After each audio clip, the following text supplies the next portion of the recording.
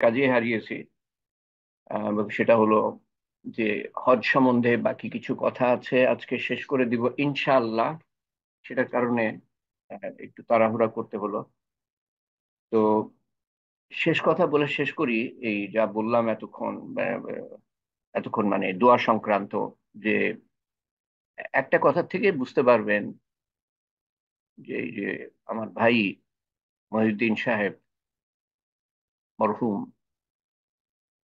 উনার অবদান না থাকলে বা উনার অবদানের অছিলায় আল্লাহ তাআলা এই যে যা কিছু আমাকে বলার তৌফিক দিয়েছেন, বা জীবনে জীবনে আমি যা কিছু করতে পেরেছি ওনার অবদানের অছিলায়।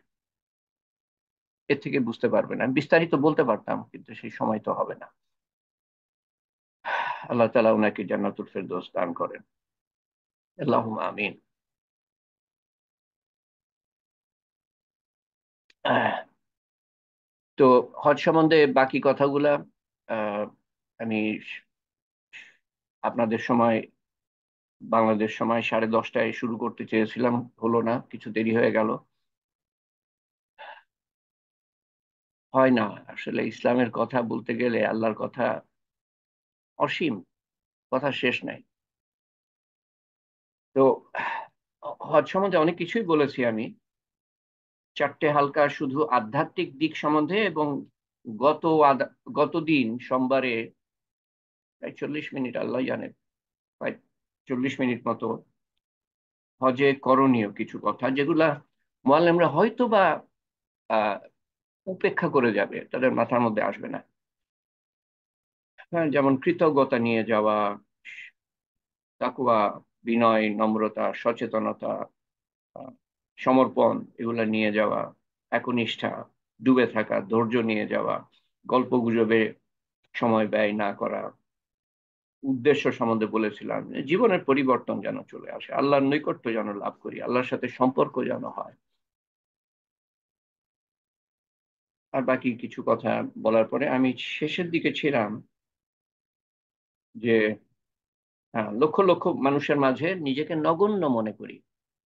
আমি যাব না, আমার যত পদবি আছে আর টাকা পয়সা ধন দৌলত এটা সেটা, যেগুলো একটাও সাথে যাবে না কবরে, যেগুলো সব বাড়িতে রেখে যাই হজে যাওয়ার সময়। আমি কিছুই না, কিছুই না। হে মুসা, আমার কাছে এমন কিছু নিয়ে আসো যা আমার কাছে নাই। মুসা আলাহিসাল্লাম তো চিন্তায় পড়ে গেলেন যে এমন কি আছে যা আল্লাহর কাছে নাই, যা আমি নিয়ে আসতে পারি। আল্লাহ, তোমার কাছে তো সবই আছে, আমি কি আনতে পারি তোমার কাছে নাই? আল্লাহ তাআলা বললেন, বিনয়, বিনয়, বিনয় নিয়ে আসো। আমার কাছে বিনয় নাই, আল্লাহর মধ্যে বিনয় নাই। তো আল্লাহর কাছে যাবেন, আল্লাহর কাছে তো আমরা সবসময় আছি, আল্লাহর ডাকে সাড়া দিবেন, বিনয় নিয়ে যান। যা কিছু আপনার অর্জন দুনিয়াতে সব রেখে যান, আমি কিছুই না, সব আল্লাহ দিয়েছেন। তো তো তওয়াফ সম্বন্ধে বলছিলাম, শেষে তওয়াফ সম্বন্ধে বলা হয়ে গিয়েছে, আবার আমি একটু মনে করিয়ে দিই যা বলেছি। যে আহ, নিয়ত আপনি বাংলায় করতে পারেন, দেখে করতে পারলে ভালো। যখন আমরা এহরামের কাপড় পরছেন, তো তখন আমি একটা কথা বলতে ভুলে যাই যে মানে উমরার নিয়ত এবং হজের নিয়ত দুটোই একসাথে করবেন। প্রথমে উমরা করতে হবে, তারপরে পরে হজ করতে হবে। পরে হজের নিয়তটা আবার করবেন যখন 8 তারিখ, জিলহজ মাসের 8 তারিখ, আর মক্কা থেকে মিনায় যাবেন, তখন আবার করবেন, আবার এহরাম পরবেন। তো নিয়তটা বাংলায় করতে পারেন, এই একটা কথা স্মরণ করানো। তওয়াফের সময় মেয়েদেরকে সামনে রাখবেন, ধাক্কা দিবেন না, কেউ ধাক্কা দিলে পিছন থেকে তাকে রাস্তা ছেড়ে দিবেন। কোনো ঝগড়াঝাটির মধ্যে যাবেন না, ধাক্কা দিয়ে ফেলে দিলেও ঝগড়াঝাটির মধ্যে যাবেন না।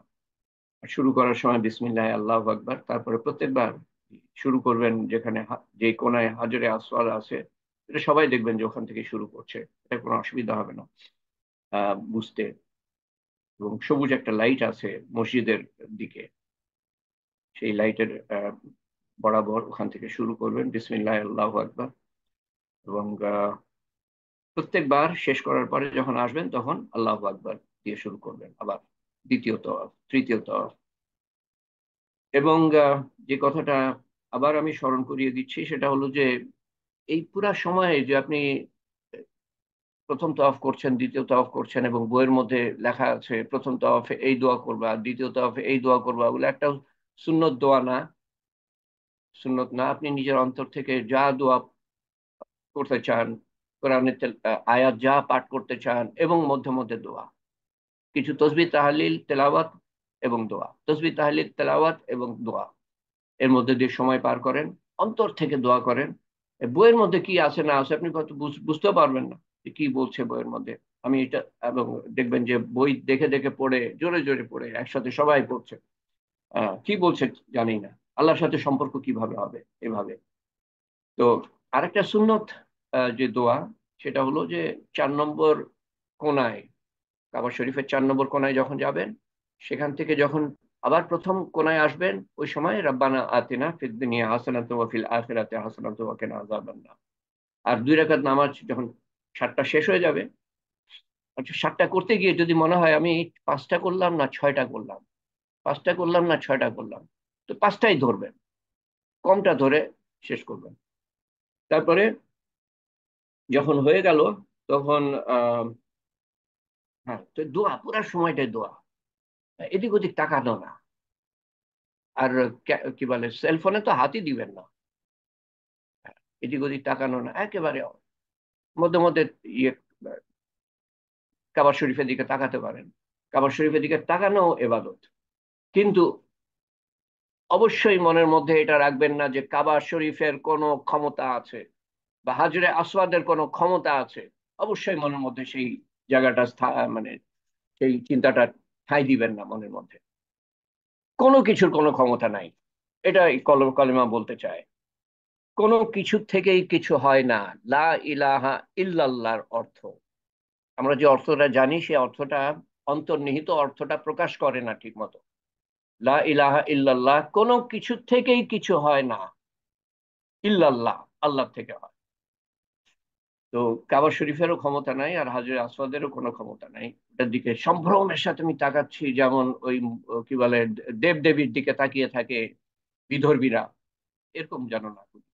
শয়তান ওটা করার চেষ্টা করবে, মনের মধ্যে ঢুকানোর চেষ্টা করবে। হ্যাঁ, আল্লাহর ঘর, সেই হিসাবে প্রত্যেকটা মসজিদকে আমরা আমরা সম্মানের সাথে দেখি, কিন্তু সম্ভ্রম আর একটা জিনিস, সম্ভ্রম জিনিসটা আল্লাহর জন্য কেবলমাত্র। আর 2 রাকাত নামাজ যেটা মাকামে ইব্রাহিমে পড়ার কথা, সেটা আপনি ওখানে পারবেন না, ওখানে এত লোক মাকামে ইব্রাহিমের পাশ দিয়ে কেটে যাচ্ছে। তওয়াফটা হলো আরো বড় ইবাদত 2 রাকাত নামাজ পড়ার থেকে, তো তাদেরকে জায়গা করে দিতে হবে। দেখবেন যে নির নির্বোধ মানুষ ওখানে, মানে এই তওয়াফকারীদের অসুবিধা অসুবিধা হয়, এমন ভাবে দাঁড়াচ্ছে, তওয়াফকারীদের অসুবিধা হয়।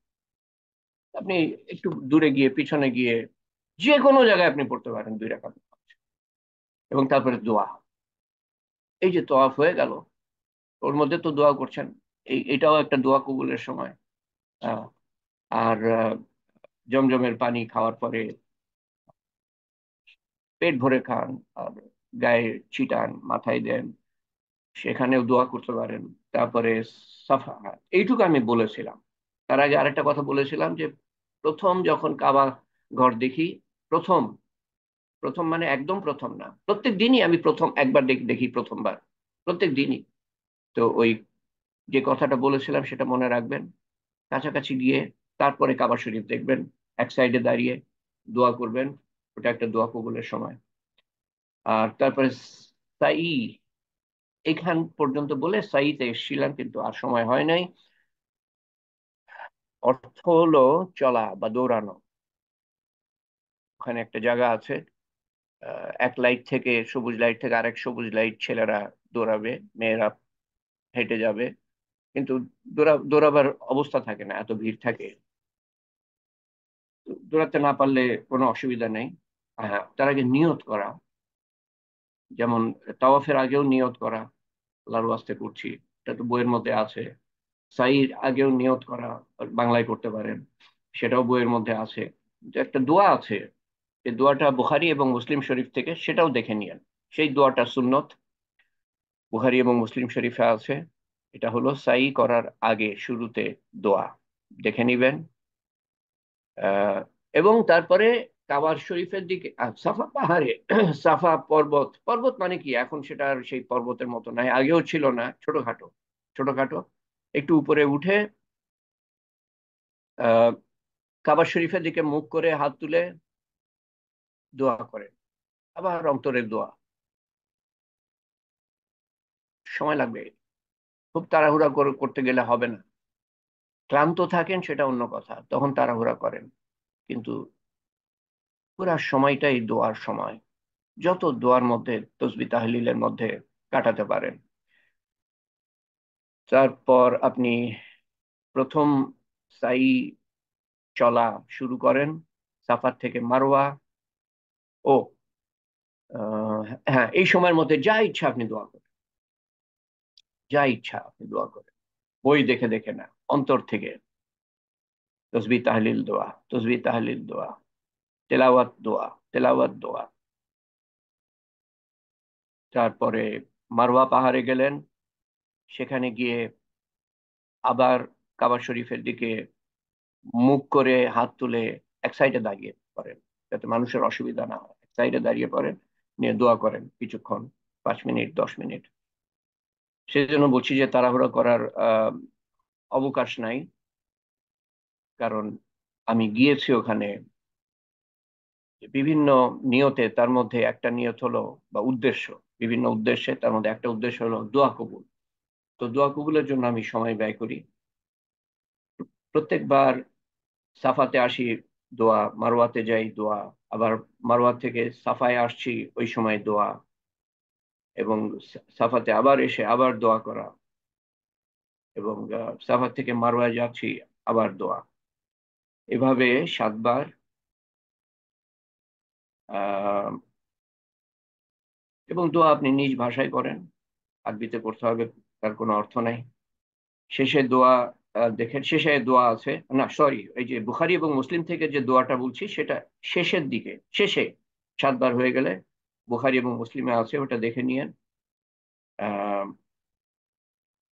এবং শেষে যখন আপনি সাত সাতটা চক্কর, একবার গেলেন সাফা থেকে মারওয়া, একবার হলো, মারওয়া থেকে সাফা 2 বার হলো, সাফা থেকে মারওয়া 3 বার হলো, এভাবে 7 বার। তো সপ্তম সপ্তম চলা শেষ হবে, তখন আপনি মারওয়াতে থাকবেন। সাফা থেকে শুরু করেছেন, শেষ হবে মারওয়ায়, সেখানে ওই দোয়াটা বুখারী এবং মুসলিমের শরীফ থেকে। তো সেখানে আবার দোয়া করেন শেষে, শেষ দোয়া। এবং তারপরে চুল ছোট করা, চুল ছোট করা এটা জরুরি। চুল ছোট করা বা ন্যাড়া করা, যেটা ইচ্ছা আপনি করতে চান। এই সময় আপনি পুরুষ হলে চুল ছোট করতে পারেন, এবং হজের পরে যে উমরা করতে হবে, হজ মানে আরাফাত এবং মুজদালিফার পরে মিনাতে এসে পাথর মারার পরে প্রথম দিন একটা জায়গায় পাথর মারতে হবে, সেটার পরে আবার মক্কায় আসতে হবে, তওয়াফ করতে হবে, সাই করতে হবে। তারপরে আপনি তখন দ্বিতীয়বার যখন চুল কাটতে হবে, তখন আপনি যদি চুলই না থাকে তো কাটবেন কি?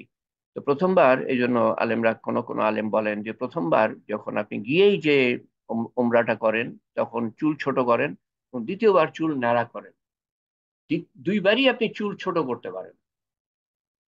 চুল ন্যাড়া করা কোনোবারই জরুরি না, চুল ছোট করা হলো জরুরি, ন্যাড়া করা হলো উত্তম। আহ রসুল্লাহ সাল্লাহ সাল্লাম 3 বার দোয়া করেছেন তাদের জন্য যারা চুল ন্যাড়া করেছে, একবার দোয়া করেছিলেন তাদের জন্য যারা চুল ছোট করে, একবার দোয়া করেছিলেন। তো ন্যাড়া করতে, মানে ন্যাড়া করা সবচেয়ে পছন্দনীয়।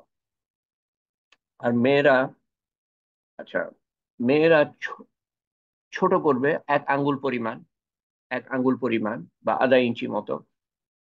তো যদি আহ, একটা কাঁচি নিয়ে যান, তাহলে আপনি সহজেই ছোট করতে পারেন। পুরুষরাও যদি কাঁচি নিয়ে যান তাহলে চুল ছোট করতে পারেন, অথবা একটু হাঁটলে পরে জিজ্ঞেস করলেই হবে, ওখানে নাপিতের দোকান আছে, তারা আপনার চুল ছোট করে দিবে বা ন্যাড়া করে দিবে। আগে তো 15 রিয়াল নিত, রিয়াল, 15 রিয়াল, এখন হয়তো 20 রিয়াল নিবে সম্ভবত। বা কাঁচি নিয়ে গেলে আপনি নিজেই ছোট করতে পারবেন।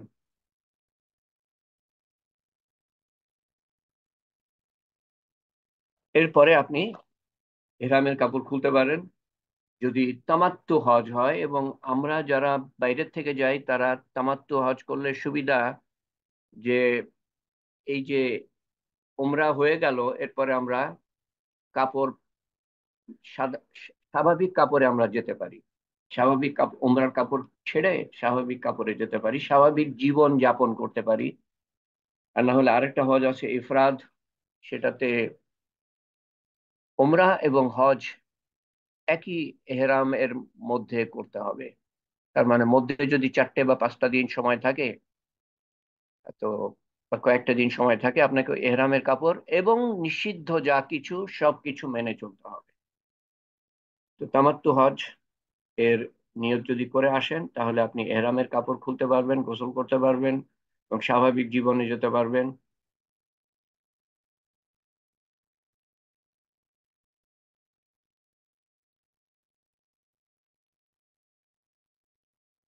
আর এরপরে আমার বলার ছিল যে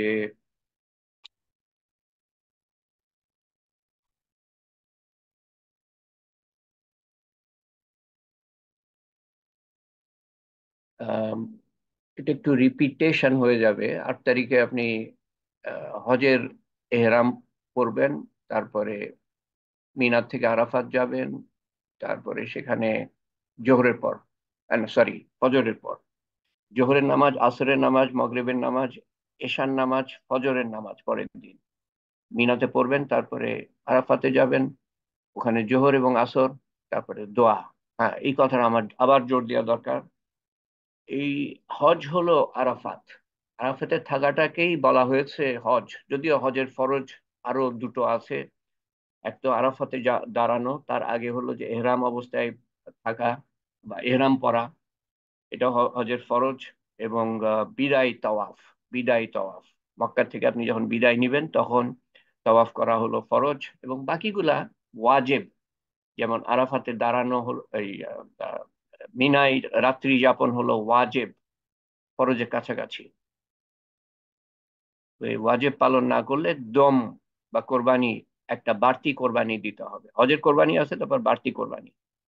মুজদালিফায় রাত্রি যাপন ওয়াজেব। জামারাতে পাথর নিক্ষেপ ওয়াজেব, 12 তারিখ পর্যন্ত ওয়াজেব, 13 তারিখে পর্যন্ত সুন্নত। মাথা ন্যাড়া করা বা চুল কাটা ওয়াজেব, কোরবানি করা ওয়াজেব। এগুলো বইয়ের মধ্যে আছে, এগুলো মনে রাখারও দরকার নাই। তো আরাফাতে আপনি যে সময়টা কাটাবেন, জোহরের নামাজ, আসরের নামাজের পরে সবচেয়ে গুরুত্বপূর্ণ সময় আপনার জন্য, মাগরিব পর্যন্ত আপনার জীবনের সবচেয়ে গুরুত্বপূর্ণ সময়। ওই সময়টা একটা মুহূর্ত আপনি অপব্যয় করবেন না। যদি ঘুমানোর দরকার পড়ে, বিশ্রামের দরকার পড়ে, তো যদি আগে পৌঁছাতে পারেন, জোহরের আগে কিছুক্ষণ বিশ্রাম নিয়ে নিতে পারেন। নামাজ হয়ে গেল জোহর, তার একটু পরেই আসর হবে, যদিও আসরের সময়ের আগে হবে, কিন্তু এটাই আল্লাহর হুকুম, এবং আল্লাহর হুকুম মানাই হলো ইসলাম।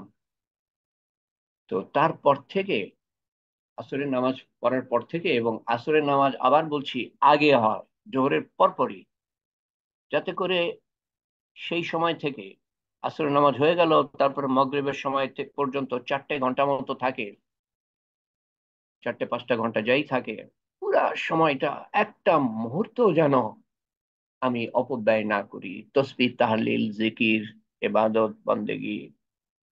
কোনো নির্দিষ্ট মধ্যে আছে লা ইলাহা ইল্লাল্লাহু ওয়াহদাহু লা শারীকা লাহু লাহুল মুলকু ওয়া লাহুল হামদু ওয়া হুয়া আলা কুল্লি শাইইন কাদির। এটা যতবার পড়েন আর মধ্যে মধ্যে দোয়া করেন, সুবহানাল্লাহি ওয়াল হামদুলিল্লাহি ওয়া লা ইলাহা ইল্লাল্লাহু ওয়াল্লাহু আকবার ওয়ালা হাওলা ওয়ালা কুওয়াতা ইল্লা বিল্লাহিল আলিয়্যিল আযীম, যতবার পড়তে পারেন, তারপরে দোয়া করেন, মধ্যে মধ্যে পড়েন, দোয়া করেন, এগুলো আর কি পড়তে থাকেন। বিভিন্ন তসবিহ, তাহলিল, তেলাওয়াত তেলাওয়াত কিছু করতে পারেন, আবার দোয়া করেন, সূরা ইয়াসিন পড়েন, দোয়া করেন। এর কোনো নির্দিষ্ট কিছু নাই, এই তসবিহ, তাহলিল এবং দোয়া। তো দোয়ার মধ্যে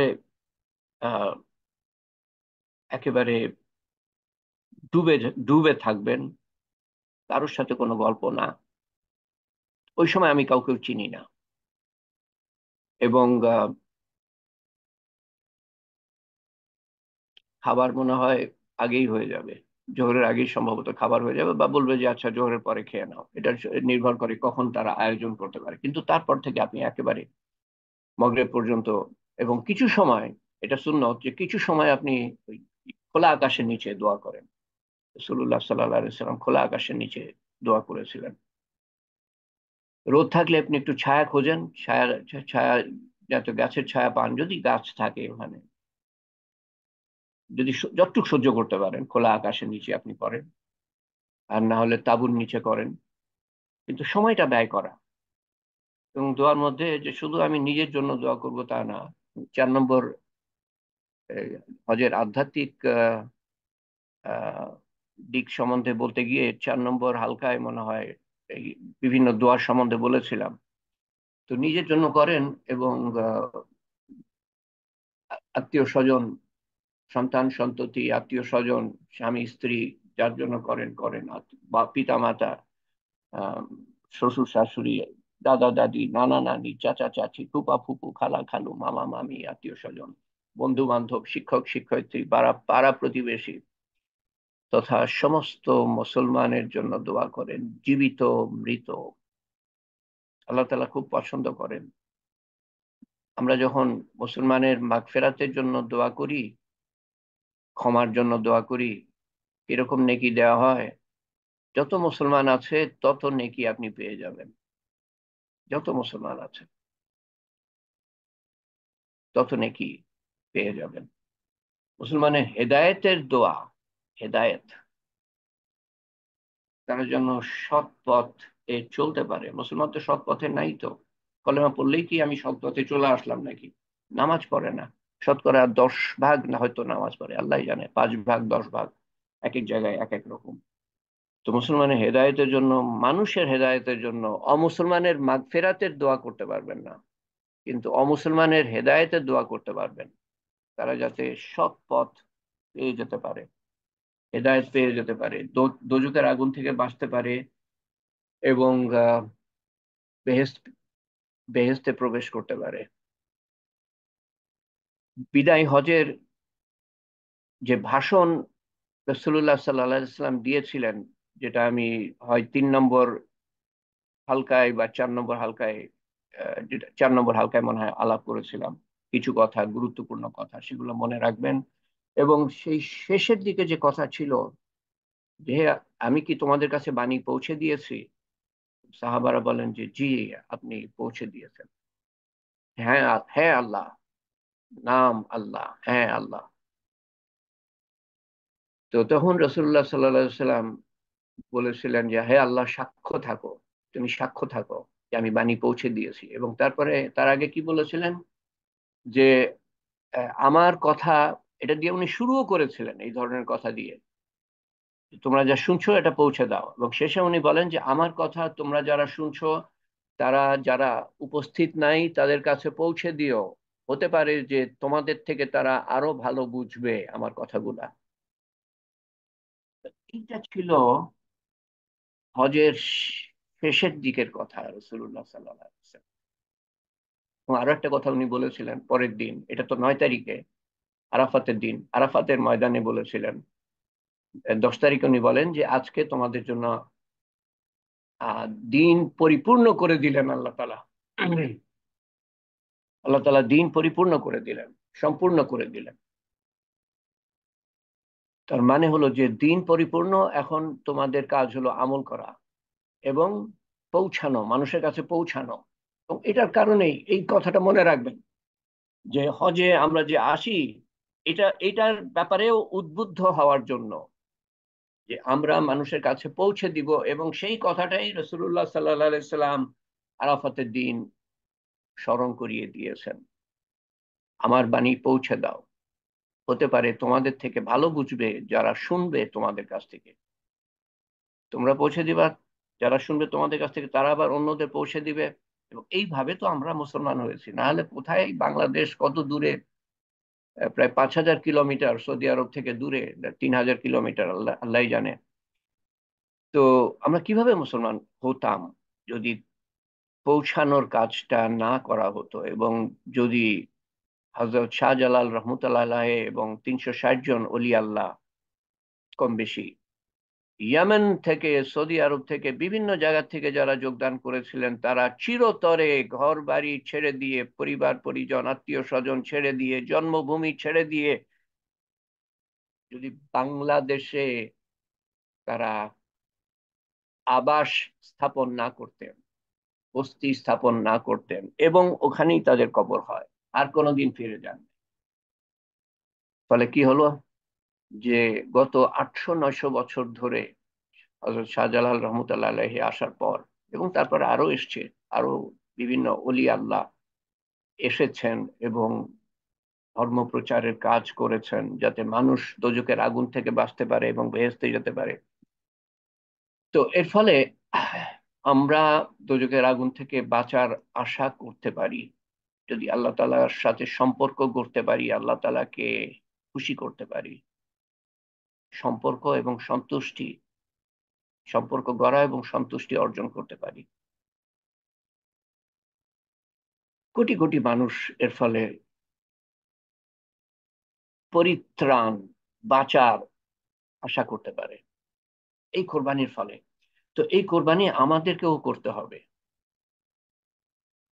হজের এই দিকটা, এই বিদায় হজের কথা কেউ স্মরণ স্মরণ করায় না বলতে গেলে। ওখানে যাও, গিয়ে সুন্দর সুন্দর দালান দালান অট্টালিকা দেখো, আর এয়ার কন্ডিশন হোটেলে থাকো, আর খাও দাও, আর নামাজ পড়ে আসো মসজিদে গিয়ে। কষ্ট আছে, এরপরেও কষ্ট আছে, কিন্তু এই এয়ার কন্ডিশন হোটেলে থাকেন আর যেখানেই থাকেন না কেন, মিনাতে যখন যাবেন, ওরে আল্লাহ, তারপরে মিনা থেকে আরাফাত, ওরে আল্লাহ, মুজদালিফা, ওরে আল্লাহ, পাথর মারতে যাওয়া। ও পাথর মারার সময় সম্বন্ধে যে কথাটা বলেছিলাম আগে, আবার বলছি সেটা, প্রথম দিকে যাওয়ার চেষ্টা করবেন না। 10 তারিখে মুজদালিফা থেকে, আরাফাত থেকে মুজদালিফা, আরাফাতে মগরিবের নামাজ পড়বেন না, মুজদালিফায় গিয়ে মগরিব এবং এশা, যত দেরি হোক না কেন, মগরিব এবং এশা, মগরিবের টাইম পার হয়ে গিয়েছে, তবুও মগরিব এবং এশা মুজদালিফায় পড়বেন। আল্লাহর হুকুম মানার মধ্যে হলো আমাদের আমাদের ইসলাম পালন। তো মুজদালিফায় ফজরের নামাজের পরে মিনার দিকে যাত্রা করবেন। যদি আপনার গাড়ি থাকে তো গাড়িতে যাবেন, না হলে হেঁটে যাবেন। গাড়িতে গেলে সময় লাগবে, হেঁটে গেলে আরো তাড়াতাড়ি যেতে পারবেন। 3-4 কিলোমিটারের রাস্তা। এটা নির্ভর করে মুজদালিফায় কোন জায়গায় আপনি আছেন। পাশেই হলো মিনা। মুজদালিফা যেখানে শেষ সেখানে মিনা শুরু। হাঁটতে পারলে, যদি সম্ভব হয়, তাহলে আরো তাড়াতাড়ি পৌঁছাতে পারবেন। বাস তো হাজার হাজার বাস রাস্তার উপরে। তো আহ কি বলছিলাম আমি মুজদালিফা সম্বন্ধে?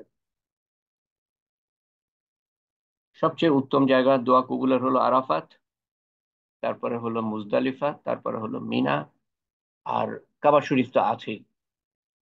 এবং পুরো সময়টাই মনে করবেন যে দোয়া কবুলের সময়। 15টা জায়গা বলা আছে বইয়ের মধ্যে, কিন্তু এটা কে মনে রাখতে পারবে? এর থেকে সহজ হয় যে পুরা সময়টাই আমি মনে করি দোয়া কবুলের সময়, যার ফলে আর ওই 15টা জায়গা মনে রাখার প্রয়োজন পড়বে না, আর পুরা সময়টাই আমি ব্যয় করার জন্য উদ্বুদ্ধ হব। তো হ্যাঁ, 10 তারিখে আপনি মুজদালিফা থেকে মিনায় আসছেন, তারপরে পাথর মারতে হবে। তো অনেক মানুষ জোশের বশবর্তী হয়ে, জোশ, প্রথম সময় যাওয়ার চেষ্টা করে, তখনই চাপা পড়ে, পিষে যায়। মারা না গেলেও পিষে যায় একেবারে। মহিলা হলে তো সেটা সহ্য করতে পারবে না। তো ওই সকালে না গিয়ে জোহরের পরে যান, ভিড় কম হবে, রোদ বেশি হবে কিন্তু ভিড় কম হবে। এবং তারপরে ওখান থেকে গিয়ে আপনি আহ, ওই হজের যে উমরাটা করতে হবে সেটা করে আসতে পারেন। তওয়াফ এবং সাই, তারপরে ওই যে চুল চুল ছোট করা বা ওই সময় নাড়া করতে পারেন। এবং আপনি আবার এহরামের কাপড় খুলে স্বাভাবিক কাপড়ে কাপড়ে পরতে পারেন। এবং এরপরে মিনায় দ্বিতীয় দিন, মানে 11 তারিখে 3টে জায়গায় পাথর মারতে হবে, 3টে স্তম্ভে। 12 তারিখে 3টে স্তম্ভে পাথর মারতে হবে, প্রত্যেকবার 7 বার পাথর মারতে হবে। তার মানে প্রথম দিন এক জায়গায়, দ্বিতীয় দিন 3 জায়গায়, 4 জায়গায়, তৃতীয় দিন 3 জায়গায়, 7 জায়গায়, 7টা করে পাথর। 39টা পাথর তো মিনিমাম লাগবে আপনার। কিছু হারিয়ে যেতে পারে, তার মানে আপনি 50-60টা মতো, 63টা মতো পাথর ওই বোতলের মধ্যে, ছোট ছোট পাথর, ছোট ছোট, যেটা মারলে পরে যেতে পারে কিছু দূর থেকে। আমি মারবো তো স্তম্ভে, তো এটা যেন যেতে পারে সেই স্তম্ভের মধ্যে। তো একটা পানির বোতলে, খালি পানির বোতলে ঢুকিয়ে নিয়ে এটা আনতে হবে মুজদালিফা থেকে। যদি কোনো কারণে আমার হারিয়ে যায়, আপনি ওই মিনার যে কোনো জায়গা থেকে আপনি পাথর পান, আপনি নিয়ে সেগুলা সেগুলা দিয়ে আপনি পাথর মারতে পারেন। মিনার যে কোনো জায়গা থেকে আনার কথা, মুজদালিফা থেকে, এটা হলো সুন্নত। আর আম, দুই একটা খুব খুব কি বলবো আমি, খুব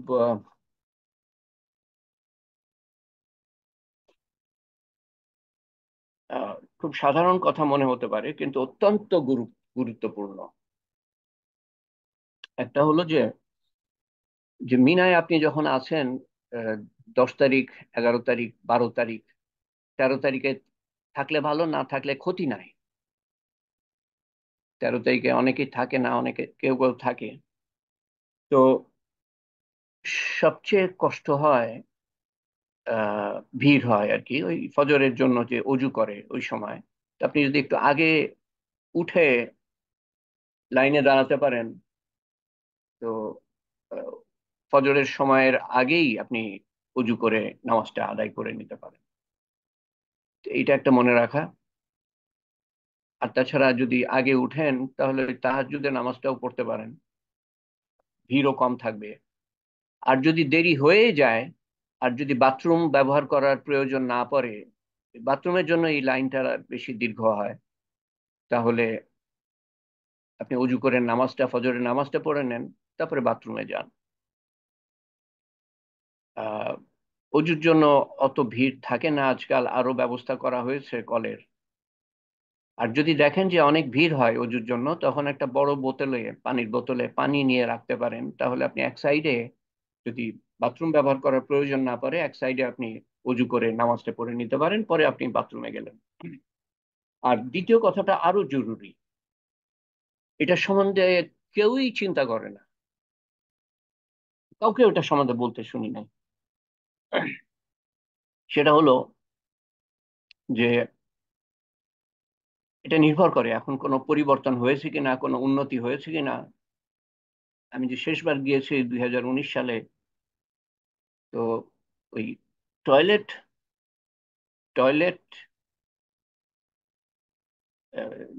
নিচে তো টয়লেট, আর উপরে শাওয়ার, উপরেই শাওয়ার লাগানো।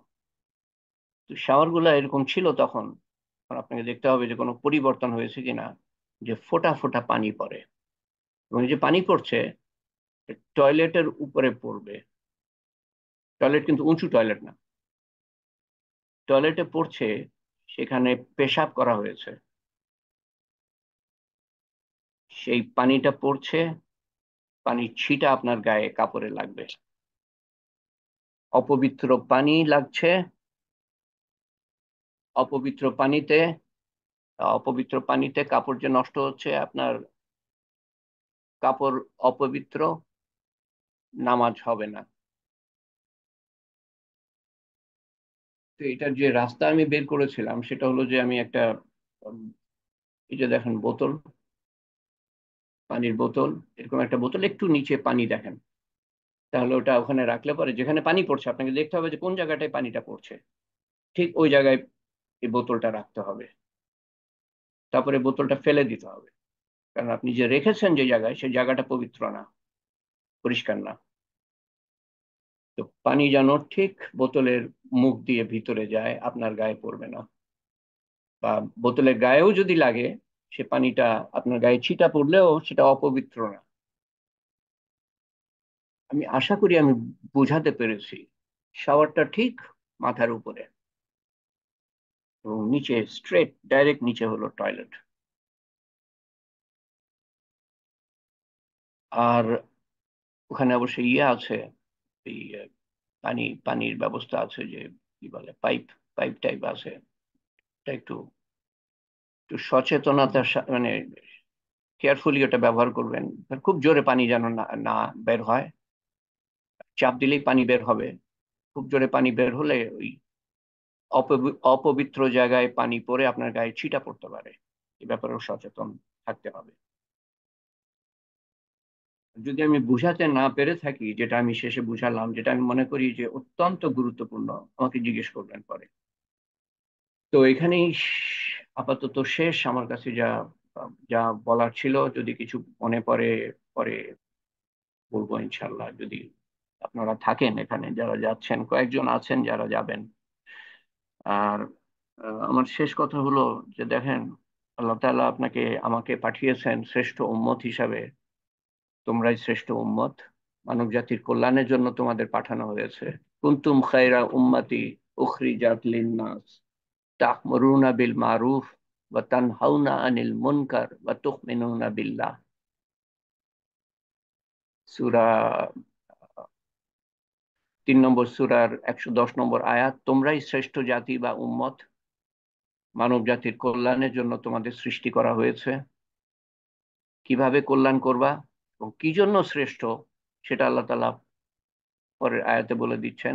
একই আয়াতে পরের অংশে বলে দিচ্ছেন, তোমরা মানুষকে ভালোর দিকে ডাকবা এবং খারাপ থেকে ফিরাবা এবং আল্লাহর উপর ঈমান আনবা। ঈমান হলো শর্ত সমস্ত আমল কবুলিয়তের। একটা শর্ত এখানে আল্লাহ তাআলা বলছেন, সেটা হলো ঈমান। আরেকটা শর্ত হলো ইখলাস। কেবলমাত্র কেবলমাত্র আল্লাহর জন্য, আল্লাহর জন্য, কিন্তু মানুষের জন্য, মানুষকে দেখানো, ওটা আল্লাহ কবুল করবেন না। কেবলমাত্র আল্লাহর জন্য ঈমান, কেবলমাত্র আল্লাহর জন্য। আর আল্লাহর হুকুম অনুযায়ী, নবীর সুন্নত অনুযায়ী। চারটে জিনিস দেখা হয় প্রত্যেকটা আমলে। আল্লাহর হুকুম আছে কিনা এর পেছনে, দ্বিতীয়ত নবীর সুন্নত আছে কিনা, নালে বেদাত হয়ে যাবে। সেজন্য আমি বলছিলাম যে কোন দোয়াটা করবেন, কোন দোয়াটা করবেন না। কারণ যেটা আমি ধর্ম মনে করে করছি, কিন্তু ওটা নবীর সুন্নত থেকে না, ওটা বেদাত হয়ে গেল। আমি গোনা মনে করলাম না, কিন্তু ওটা গোনা। এই জন্য শয়তান চায় যে আমরা বেদাত করি। তাহলে তো আমরা মাফ চাইবো না, বেদাত করলে পরে এটা ধর্ম মনে করব। তো এই যে শ্রেষ্ঠ জাতি, শ্রেষ্ঠ জাতির কাজটা করছে না বলে কিন্তু আমাদের ঈমান দুর্বল। কারণ দাওয়াতে মেহনত করলে ঈমান মজবুত হবে। আল্লাহর হুকুম মানছি, ঈমান মজবুত হচ্ছে, আমল করছি। এবং ঈমান এবং আমল হলো আল্লাহর সাহায্যের শর্ত। ওয়াদাল্লাহ আল্লাযীনা আমানু মিনকুম ওয়া আমিলুস সালিহাতি লা ইস্তাখলিফান্নাহুম ফিল আরদ। আল্লাহ তাআলা বলেন একটা আয়াতে যে আল্লাহ তাআলার ওয়াদা কার জন্য, যারা ঈমান এনেছে এবং আমল করেছে। ঈমান এবং আমল, তাদের কাছে আল্লাহ তাআলার ওয়াদা, নিশ্চয়ই আল্লাহ তাআলা তাদেরকে খেলাফত দান করবেন। আপনি যেখানে যাচ্ছেন তার কত দূরে জানো? আমি আজকে সকালে বের করে লিখে রেখেছি। গাজা হলো 800 মাইল। মক্কা থেকে গাজা 800 মাইল। কঠিন অবস্থার মধ্যে আছে মানুষ, মানে এমন অবস্থায় আমরা আজকাল আর খবরও নিই না। এত সহনীয় হয়ে গিয়েছে। কিন্তু আমার ভাই, আমার বোন, আমার সন্তানেরা কঠিন অবস্থার মধ্যে আছে। আমি কয়বার মনে করি, কয়বার দোয়া করি, কয়বার অনুতাপ করি, এবং কয়বার এর পিছনে কারণটা খুঁজে বের করার চেষ্টা করি। কারণ হলো ইমানের অভাব, আমলের অভাব। কারণ আল্লাহ তাআলা ওয়াদা করছেন যে তোমাদেরকে খেলাফত দান করবেন, তোমাদেরকে আহ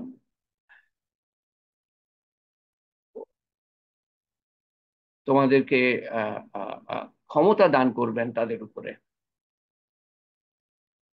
তারা অধীনস্থ হবে, বিধর্মীরা। কিন্তু আমরা অধীনস্থ কি জন্য?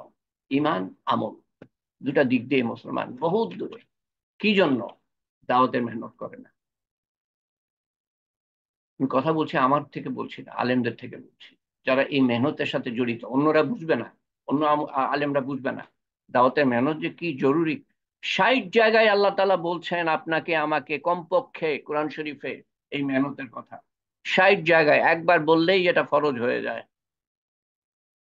কিন্তু আল্লাহ তাআলা এটাও বলছেন যে শ্রেষ্ঠ উম্মত এই জন্য যে তুমি দাওয়াতের মেহনত করবা। তুমি, তোমার পরিচয় ডাক্তার ইঞ্জিনিয়ার হিসাবে না, জজ ব্যারিস্টার হিসাবে না, তোমার পরিচয় হলো, তোমার গর্ব হলো, তোমার মাথার তাজ হলো তুমি দাওয়াতের মেহনত করবা। তুমি দূতের দূত, আল্লাহ তাআলার প্রতিনিধি তুমি। এই কাজটা আমি ভুলে গিয়েছি। আর নাহলে চিন্তা করেন 50টা দেশ আছে, কোন দেশ, কোন দেশের নেতা দুই একটা ছাড়া কথা পর্যন্ত বলে নাই, কোনো পদক্ষেপ নিবে সেটাও নেয় নাই। এক হুঙ্কারে কিন্তু মানে বন্ধ হয়ে যেত, এক হুঙ্কারে। এই গণহত্যা, এবং কি বলবো, এটার ভাষা নাই, এগুলো বর্ণনা করার ভাষা নাই। আমার বাচ্চার সামান্য কিছু হলে আমি কিরকম হাহুতাশ করতে থাকি, ত্রাসের মধ্যে থাকি আমি। এরাও আমার বাচ্চা, এরাও আমার ভাই, এরাও আমার বোন। সেটা আমি মনে করি না কেন? উম্মতপনা নাই, ইমানের অভাব, উম্মতপনার অভাব, সেজন্য আমলের অভাব। আল্লাহর পরিচয় আমি জানি না। এই আল্লাহর পরিচয় পাওয়ার জন্য হজে যাওয়া, যেটা ঘরে বসে আপনি পাবেন না। এটা কষ্টের মধ্যে দিয়ে, যখন কষ্টের মধ্যে দিয়ে যাবেন তখন আল্লাহ তাআলা কিছু দেখাবেন। আমাদের মধ্যে একজন গিয়েছে, সে সে জানিয়েছে, আমি 2 দিন পরে শুনিয়েছি তার টেক্সট মেসেজ, কিরকম আল্লাহ তাআলা সাহায্য করেছেন। এর আগে যারা গিয়েছেন গত বছর, নাইমুর রহমান সাহেব, উনিও আমাদেরকে ওখান থেকে কানেকশন করে জানিয়েছে কি হচ্ছে না হচ্ছে ওনার সাথে। এমন একজনের জন্য দোয়া করেছেন যার 18 মাস ধরে তাকে আটকে রেখেছে। বাংলাদেশ সেনাবাহিনীতে ছিল, রিটায়ার করে জাতিসংঘের সাথে চাকরি করছিল, আটকিয়ে রেখেছে ইয়েমেনে। তো 18 মাস ধরে বিভিন্ন ভাবে চেষ্টা করার পরে বাংলাদেশ সরকার চেষ্টা করেছে, জাতিসংঘ চেষ্টা করেছে, যারা আটকে রেখেছে তারা ছাড়ে নাই। এই নইমুর রহমান সাহেব আবার কাবা শরীফের কাছে গিয়ে মানে কান্নাকাটি করেছে। কোনো আত্মীয় না, স্বজন না, কিছু না, এই তালিমের হালকায় শুনেছিল যে অমক একজন কর্নেল আনাম আটক অবস্থায় আছে, দোয়া করেছে কান্নাকাটির সাথে। তারপর আমাকে জিজ্ঞেস করছে, এই তালিমের হালকায় জিজ্ঞেস করছে উনি ছাড়া পেয়েছেন। আমি মনে মনে বলি যে এই মানুষটার মাথা খারাপ নাকি, মাত্র দোয়া করলো আর এত তাড়াতাড়ি ছেড়ে দিবে, 18 মাস হয়ে গেল। দ্বিতীয় দিন আমাকে জিজ্ঞেস করছে, দোয়া করার পরে ছেড়ে দিয়েছে, এবং 2-1 দিনের মধ্যেই ছেড়ে দিয়েছে।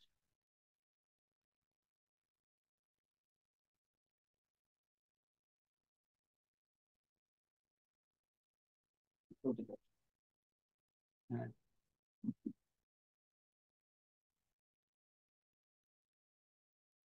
এবং Gaza 800 mile, 1300 kilometre, Yemen 1000 kilometre. Lakh lakh মুসলমান ইন্তেকাল করেছে, মারা হয়েছে, মুসলমান মুসলমানকে মেরেছে। কোন অবস্থায় আছি আমরা? গাজায় তো অমুসলমানরা মারছে, আর মুসলমানরা চুপচাপ বসে দেখছে। ইয়েমেনে মুসলমান মুসলমানকে মারছে। 1000 কিলোমিটার ইয়েমেন, সেখান থেকে, মক্কার থেকে। ইরান, কি বলে এটা,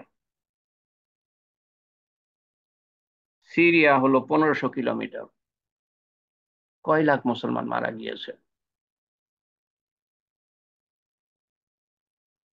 কয়েক বছর আগে। ইরাক, হ্যাঁ, ইরাকে কত মানে কত মানুষ মারা গিয়েছে মাত্র ওখান থেকে, মাত্র বলছি, কাছাকাছি, কাছেই। এদের জন্য দোয়া করবেন, আল্লাহ তাআলা কবুল করেন। হজের পুরা বরকত, রহমত, হেদায়ত, মাগফেরাত, হেফাজত সহ আল্লাহ তাআলা আপনাদের ফিরিয়ে নিয়ে আসেন, এবং যারা যাবেন না তাদের যেন ভবিষ্যতে আল্লাহ তাআলা কবুল করেন। আল্লাহুম্মা আমিন। আল্লাহুম্মা সাল্লি আলা সাইয়্যিদিনা মুহাম্মদ। সুবহানাল্লাহি ওয়া বিহামদিহি, সুবহানাকাল্লাহুম্মা ওয়া বিহামদিকা, আশহাদু আল্লা ইলাহা ইল্লা আনতা, আস্তাগফিরুকা ওয়া আতুবু ইলাইক। আমি অনেক সময় নিয়ে নিলাম, আমার একটা অ্যাপয়েন্টমেন্ট আছে, যেতে হবে, এই মুহূর্তেই যেতে হবে। আসসালামু আলাইকুম ওয়া রাহমাতুল্লাহি ওয়া বারাকাতুহু। সবাই প্রতি আল্লাহ তাআলার রহমত, মাগফিরাত, হেফাজত ও হেদায়েত। আসসালামু আলাইকুম ওয়া রাহমাতুল্লাহি ওয়া বারাকাতুহু।